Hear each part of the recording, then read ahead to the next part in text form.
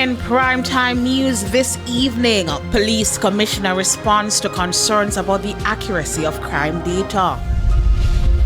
We speak with the JCF officers on duty in Haiti in a TVJ News exclusive.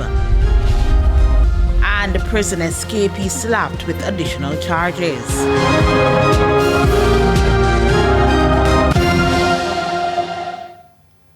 Good evening and welcome to Primetime News. We're on air and online at onespotmedia.com. I'm Giovanni Dennis. And I'm Janella Precious. A special welcome also to our viewers on TVJ International in the Cayman Islands. Now, later on in the newscast, we will have the financial week, but Spencer Darlington is here with a preview of what's to come in sports. Thank you, Janella. Well, the West Indies women have been swept by their Indian counterparts in their ODI series. We'll give you more details on that in Primetime Sports later.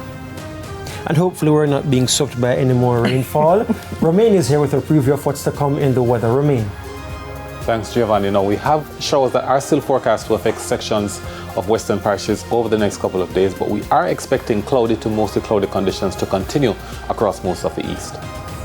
And there's also sports commentary, E-Prime, and the weather in detail later in this newscast. But before the break, the feedback question. And this evening we're asking, have you noticed any improvements to the road network in your community? You can share comments online, facebook.com/Television Jamaica, and on X at TVJ News Center.